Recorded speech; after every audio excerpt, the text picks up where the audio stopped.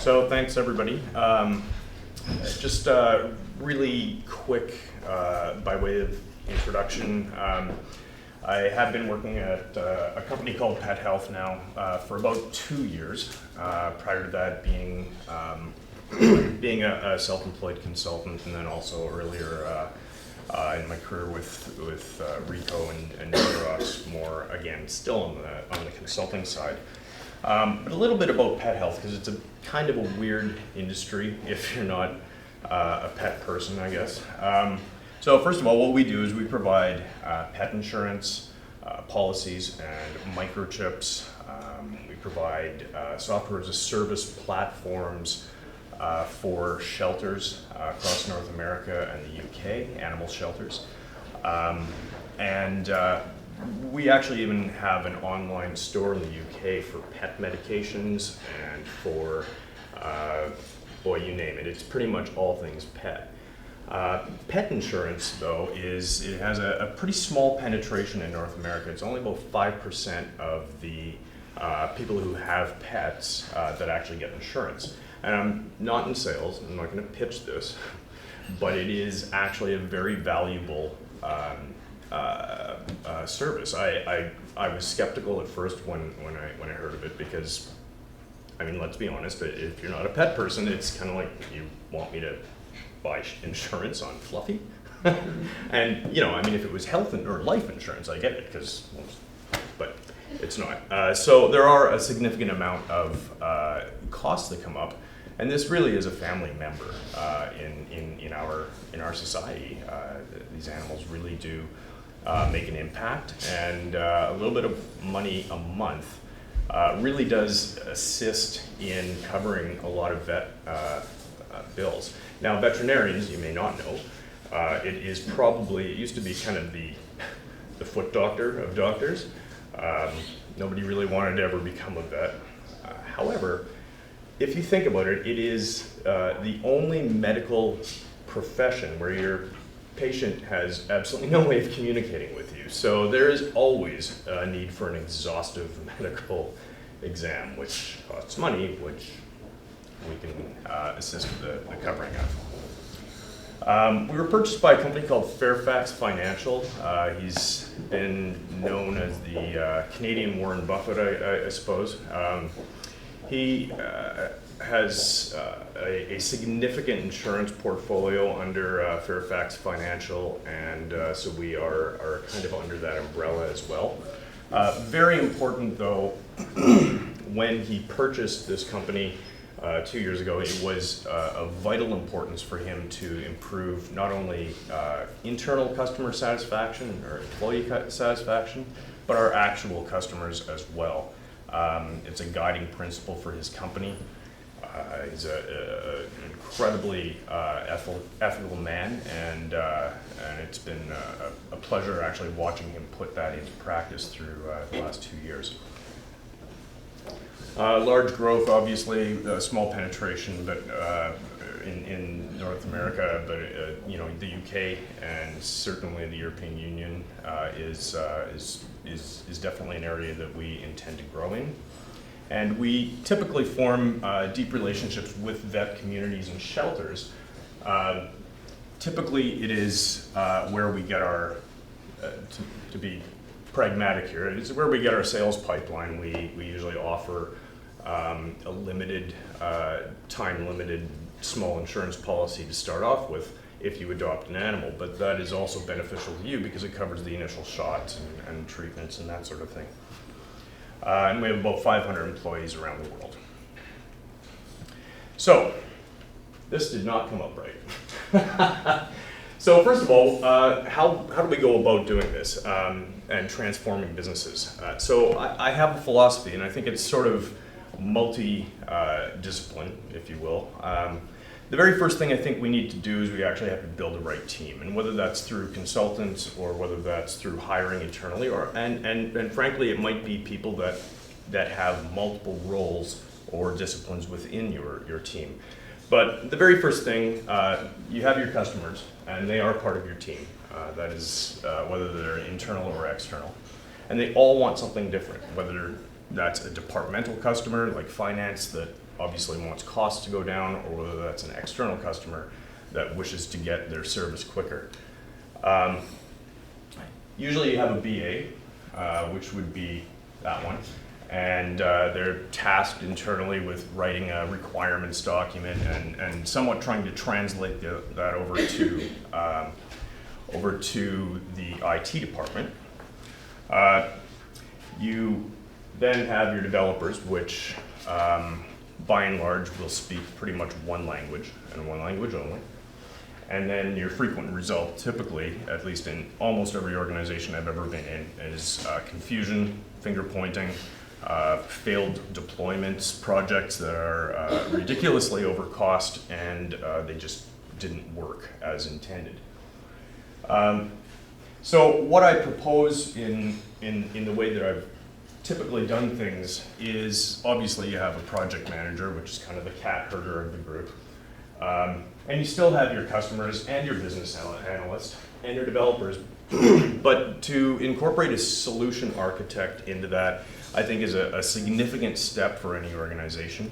It brings about, and we've had some great discussion about this over the last couple of days, it brings about a much greater cohesion to the entire team. It combines technical and business, almost a consultant approach actually, but internal. So you actually are responsible for delivering and then seeing through. So I don't know if there are any consultants in the room, but that is one of the biggest challenges in dealing with consultants, is that they will give you a solution, and it may even be the solution that you wanted, but they're gone. They don't ever actually implement their recommendations, especially not long term. So to have something like that, or someone like that with that mindset, the business and the technical internally, I think is a critical piece of any foundation. Somebody asked me what exactly a solutions architect does. And I found a couple of really great quotes, and that is that a solution is much more than any application software that it may encompass. It includes infrastructure, people, process, and any other aspects necessary for the entire business problem to be solved. So not just technology, that is a very key thing that needs to be understood here. Also, the value prop is very much that you're solving problems, you're not fearing any kind of change, you're respecting the functional and non-functional aspects of the entire group, and then shape solutions that actually work. Now, I also found a graphic that I think better describes what I do. That is, we do precision guesswork, based on unreliable data provided by those of questionable knowledge. And then another one, my actual favorite, maybe a little too small to read, but it has an R rating for language, a big sarcasm warning, and a number of things like that. It does tend to be a bit of a stressful environment. So after you've built the right team, I think it's really important to build a foundation with the right solutions. And some of these are software based. So I think the very first thing, you need to identify your areas of opportunity, but from a different perspective, from a more holistic aspect, including, and if we are talking, specifically about software, including what the customer is using. Are they actually, are they accessing your information or your services on a mobile device? Are they Mac based? Are they Windows based? Is it Chrome? Is it IE? There are a number of considerations for things along those lines, and I think multidisciplinary approach needs to be taken to evaluate the entire process, including the customer journey. Evaluate your current tools. I think this is probably one of the really important points that I'd like to make, is that if you simply put in a software, for example, to solve a need, and you haven't envisioned using it beyond that need, then there's really no point in having that. You might as well outsource that function, because your return is more about the overarching need from your business as a whole, not just one individual process. And I'll get into maybe a little bit of that in a second. Research your options. You know, Google is your best friend. It's the best consultant you can have. You really need to look into what kind of options you have. Analyze the cost and benefit, obviously, of using a new tool. And by that, I don't mean necessarily the financial cost of the price tag of the software, but you typically would not put you know, a Linux-based system into an environment where all of your developers are .NET. It wouldn't make sense to support it going forward. Pick your approach. You definitely want to have the right tool with respect to analysis. A lot of these processes are back office processes that that are fronted by a customer request. They don't have much data behind them. So as you're learning, it is very important to be very agile, because you need to be able to respond and model based on that data that you are now collecting, and unfortunately live. Formulate a plan beyond the first initiative. So how much of it can be repurposed and reused? And then build the knowledge of your users up front. That is, I think, a very key point as well. Change management is huge in deploying any kind of a meaningful solution. So our personal areas of opportunity, this was an absolute mess. We had customer challenges, we had bad communication, incomplete documents that would send in, documents that had missing information, let alone missing pages. Sometimes documents from other companies, to be honest. Fax or email only. So it was a very reactive situation. We will deal with your claim when we get your fax, but that's reactive because now we have to push out to you some sort of communication with a claim number or some tracking mechanism. It was failing. We had an industry low turnaround time. I'll get into that in a second. Clearly low customer satisfaction based on that. And then we had internal processing challenges. We had no defined roles. It was a black hole as soon as your fax came in. That was a challenge. Reactive processing again. Triplicate and sometimes more data entry throughout the cycle. No automation at all. We had roughly, I think when we ended up mapping it out, probably about 200 tasks throughout the process. Zero automation, zero management. No tracking, time consuming obviously. Our claim system is Microsoft Dynamics AX, which is an ERP. So we had to develop significantly in years past in order to make it into something that it's not. And disparate systems, there was no centrality in the documents. Difficult to use, clearly. No KPIs at all, nothing. We think we may have paid this much. That's about the only KPI that you would have been able to get out of the previous process. Incredibly high labor costs, no reporting, print and postage costs because everything was paper, customer satisfaction concerns, obviously, compliance issues. So these are some of the KPIs from literally 1 year ago today. 10,000 to 13,000 claims a month. 100% submission by fax or mail, electronically into a fax mailbox that was then monitored by a certain number of groups. 40% duplicate submissions, no idea how many duplicate invoices. 26,000 calls to our customer service center, about 10 minutes to answer a call average. 25% abandon rate, and if you're not familiar with a call center, abandon rate is how long do I have to listen to your hold music before I just say forget it. That is not a happy customer.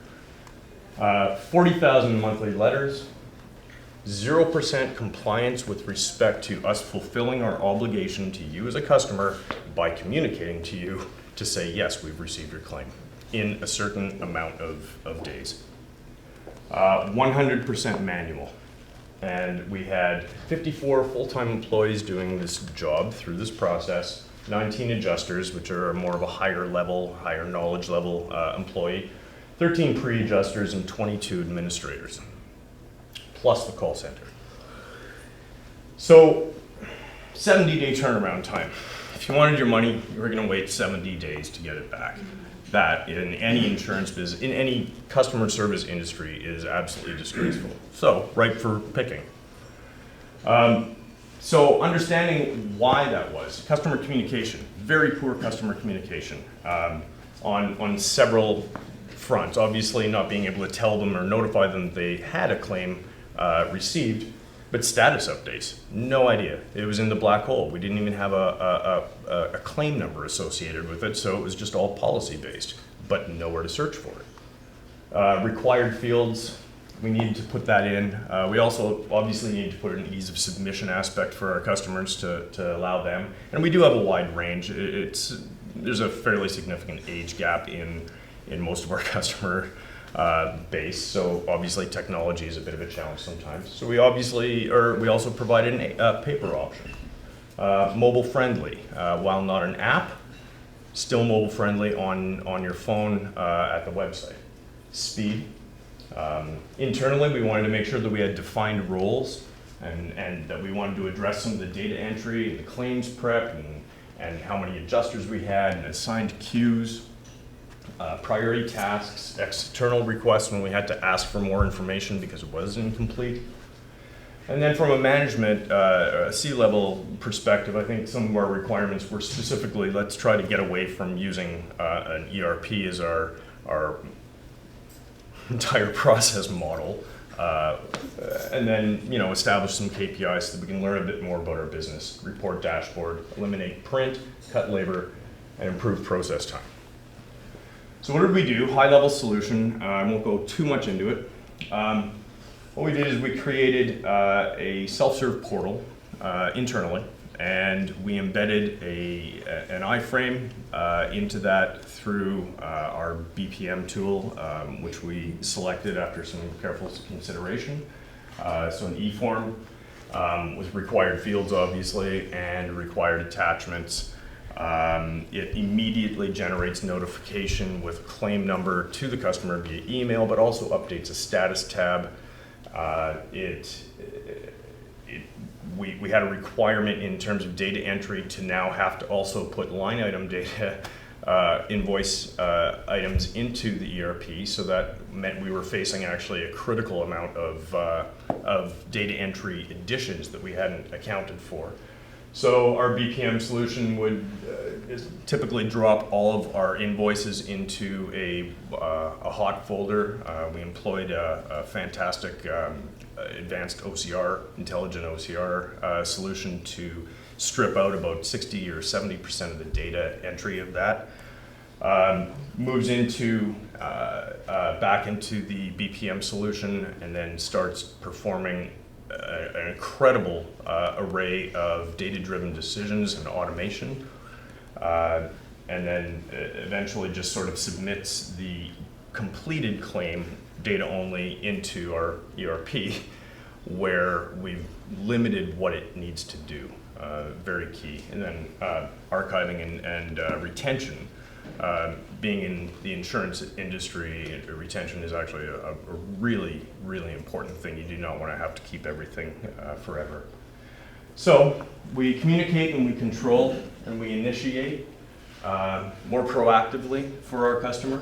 We did give them a paper option, so if they do need to actually submit the old school way, we actually have allowed that, but we ask them to just fill out just the basics online, and we print them off a cover sheet. And that barcode on that cover sheet ties back everything, no matter how we receive it, it ties back into the main process through the BPM software. Data entry and labor reduction. VP Logix Process Director is what we used. It's been a godsend in a lot of ways, and that has been to manage the entire process and become kind of the glue that binds all of these different things together. And then archiving and disposition in our content management system, and then Microsoft DAX. So really quickly, let's go through, I guess, today's stats. Actually, yesterday's. 10,000 to 13,000 claims a month still, so that's cool, that's good. 40% submission by fax and email. So it's a 60% reduction, and it's falling quickly, and that's based on customer adoption. You can't go 0 to 100 on things like this, especially with an older customer base. 0% duplicate submissions, 0, impossible. 0% duplicate data or invoices coming in. 60% OCR accuracy on largely still faxed documents, which is pretty remarkable, especially given that they are invoices. There is no 80-20 rule in our environment, because it could be a shelter or a clinic from anywhere that just started up. There is no 80-20 rule. 0% duplicate data entry, so we repurpose everything through the BPM tool, so it collects like a snowball and then distributes it as we need to. 22,000 calls in customer service, so we're down 15%. Average time to answer, 40 seconds, 93% down. 4% abandon rate, which is actually pretty industry average. You just get people calling the wrong number sometimes. 1,000 monthly letters are now, and that's mostly including checks. So 97% reduction, 100% compliance on our notifications and what we're required to do as a service provider. 57% reduction in labor on the full-time employee standpoint, a lot of that through data entry and automation. 2 to 3 day turnaround, and that's actually average. We're pretty much hitting 1 day, which is an industry standard for us. We literally went from worst to first. That is it.